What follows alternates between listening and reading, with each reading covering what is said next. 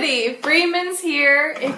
If you haven't met us, we are authors, speakers, social entrepreneurs, and ambassadors for partnerships thriving physically, financially, and spiritually. We truly believe that partnerships around the world can thrive in all three of those areas. Today's conscious partnership topic is really your environment, the people around you, and how your friendships impact your romantic relationship. how many of you feel like you pick up on the habits of the friends around you? Right? I know I did for a long, long time. Even today I do. But many of the habits I was picking up on weren't necessarily things I wanted to be doing. For example, some things that I was picking up was believing that men were cheaters. That was from relationships around me, how they talked about it. And you've heard the saying, you are the average of the 5 people you spend time around. That really is true. It may not be 5, it may be 3, it may be 10. The number is not the important part. What's important is that the relationships in your life play a huge part of what we call as your whole environment.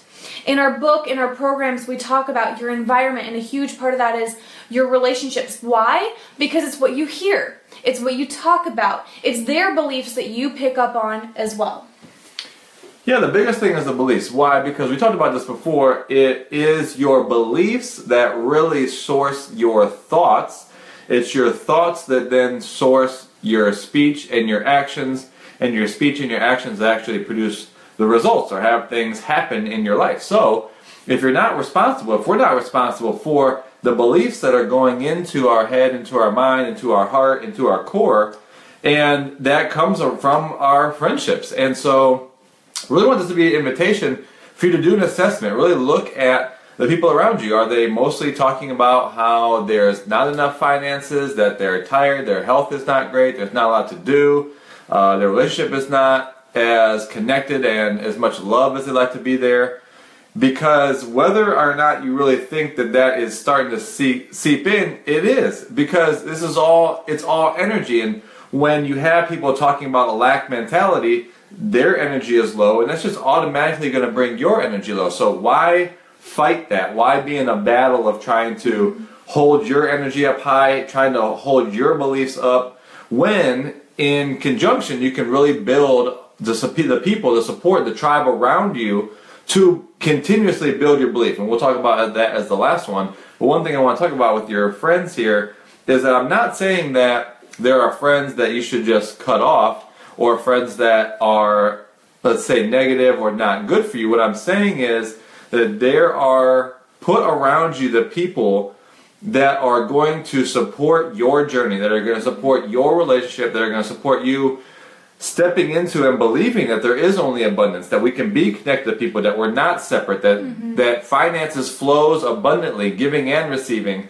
and let people know in your life that that's where you're going, that's where you're headed, and you'd love for them to come on this journey with you. And you're not saying that they're bad or wrong, or they're not doing the things they should be. You just say, for me, where I'm headed is I'm out to impact the relationships and the marriages around the world, and I'm putting together my environment to support that. Would you like to be a part of that with me? And allow people to say yes or no, and just say, okay, great, got it. And put the people in your life that do support that. One of the most powerful things I heard was when I was around a male, and he was talking about how he noticed his male friendships, they were talking in a particular way about their wives or girlfriends that they did not align with. They heard them saying, oh, my girlfriend this, and maybe it was a sexual conversation, but they didn't think it was respectful how they were talking about it, or how they were talking about the women they'd see that were attractive. And I think it's really powerful for men to not conform to maybe how their male friendships are talking about other women. And so noticing that, I just wanted to mention that because that was really powerful when I heard that. And same thing for females. If you're around females and they're saying like, my husband's a jerk this, my husband's this, or men are cheaters, you're picking up on that. And notice how much time you're allocating to being around those kind of conversations. So our friendships are so key, and it has been huge for us to create a tribe. We'll talk about that the third point, but the second point is really powerful that Aaron wanted to talk about. What is it? About how your partner is not your only outlet. Yeah. Well, because I was thinking about one other point I wanted to make on that. Some people may say, well, there's nothing wrong with pointing out, the attractiveness of another female that I'm not lusting after. That's totally fine. And you have to ask yourself, like I had to ask myself, is that the type of conversation that I'm allowing into my life? Is that what I'm about? Is that the place that I'm headed? And if the answer is no, then it's like you can't keep putting yourself in those environments. So is it wrong that you would have friends that say, oh, what's the big deal? We're just talking about something. That's great. Keep on doing that. I'm not going to participate. I'm not going to be a part of that conversation and really bring people towards you that do have the conversations to get you where you're headed. We only have one life. It's a very short amount of time. We're all about to die here soon anyway, to be honest. So what is it that you're here for? You're going to spend time bringing your energy down to the level of someone else that you're not here for. Why would you spend any amount of time in life for what you're not here for? And if people want to spend time doing other things, that's totally fine. That's what they're choosing. Please choose your path for yourself and your purpose, and then build the people around you that are going to support that. So going back to having an outlet, that was good. High five for that one. I like that wrap. So I have definitely fallen in times where I have Aaron be my only outlet, or the outlet that I try to vent to, talk through emotionally. And I've talked to a lot of people recently who are relying on their partner to be every sort of relationship for them. Their lover, their husband or wife, or their emotional outlet, and financial coach, right, health coach. Trying to be everything, and you really can't. It's so important that we have those friends, both female friends, male friends, and even it's helpful for me to have empowering men and friends around me. So it isn't necessarily about gender, but so much that you have those outlets for different things. What else? The reason for that, I think, is because my wife has a particular zone of genius. She has what she's uniquely gifted and set for. So it really is unfair because it gets her out of her own alignment for me to bring something I'm dealing with, like, let's say, for instance, finances. That's just an easy one. So finances, where that's not her zone, that's not something she's responsible for. Why would I bring that over to her to be my coach when that's not her zone? That's not her unique ability. That's not her talent, her strength. So why would I come over and bring this over to her where she would bring her out of that, right? So find the people in your life that is their zone. They do love talking about that. And for instance, like just 2 hours ago, I was at a location, was supposed to meet with a particular group of people. They weren't there, so I was a little frustrated that this seemed to be happening again. So my boy Michael, I just said, I know he was at work, I said, do you have 5 minutes to talk right now? He said, yeah, let's do it. I said, hey, this is what I'm experiencing. I'm feeling frustration. That I'm not fulfilling on my intention. I wanted to connect with people. I wanted to network. I wanted to meet new people. I want to talk about health. I want to talk about life, everything. And it's not happening. And then so just letting that out, I circulated that frustration and allowed it to be unblocked to where now I can really create. Okay, what am I here for? I'm open. I wanted to meet new people. I'm in a restaurant. I can meet all kind of people. And so he was there for me to listen, move some frustration out, and when my wife was off doing something else in her zone, why would I bring that energy to her when I have a great friend like Michael that can listen to me real quick and then help move the energy? And same thing for females.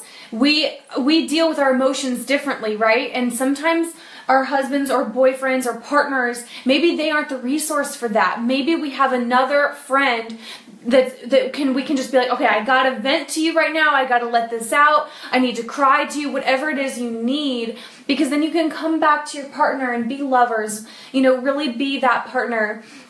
So you get the point of that. And now really we want to wrap this up with the invitation of creating a tribe of empowering friends around you. Like Aaron said, you don't necessarily have to cut off friends that you feel like maybe are negative or not in alignment. We're not saying that, but maybe looking at how much time you're spending with them. And for us, when we've been evolving our friendships for the last several years, we still love and pray and contribute to those friendships in our life, but we have intentionally created friendships game nights with friends that are talking about life and expansion and growth and living a miraculous life. They don't use disempowering words. I mean, we can be honest with each other and talk through things, but we're very intentional. So here's what you can do. Are you going to places where there are people that are like-minded for the kind of life you want to live? If you aren't wanting to live the kind of life where you're at bars drinking, are you going there thinking that you should be there because your friends go there, or that's where you're going to meet people? No. Instead, go to conventions, retreats, seminars, yoga studios, anywhere that there's going to be like-minded people who have the mindset that you want to be around. I mean, honestly, that's a huge thing. We want to be around people who expand our mind, who challenge us. We get called out by our friends all the time. Think bigger, or, really holding us accountable to the type of people we say we're going to be. One thing I just got is, we're not saying that you're not going to talk to people that are not like-minded. We're saying in the areas where you're out to discover your purpose and build and grow, you want to have those people around you so that you can do that, so that you can go out and you can talk to, you can influence, you can make a difference for those that are the opposite of maybe how you think, or your mindset, or your perception, or your race, or your culture. Because we want to be out there experiencing life as lessons. We learn the most from people that are totally unlike us. And yet at the same time, build yourself first with the like-minded that are going to support you, so that you can go out there and you can actually be free to be with other people's views and perceptions of life, and take it in as lessons to grow and make that kind of difference worldwide, knowing that you have a foundation you can come back to. Yes, that's great. So, thanks for tuning in today. Really look at the relationships around you, create that positive tribe or group of friendships. It's really powerful, and especially finding other couples that can, if you are in a partnership, finding other high vibe, empowering couples. That's one of the reasons we're creating a new offering coming really soon to you all. Can't wait to tell you about it, just to really connect those couples so we can create a tribe around the world. So thanks for tuning in. If you haven't already liked our page, if you're just seeing us for the first time, please connect, stay connected, find us on our website. We love to hear from you all. We're the Freemans, and we are out. See you later.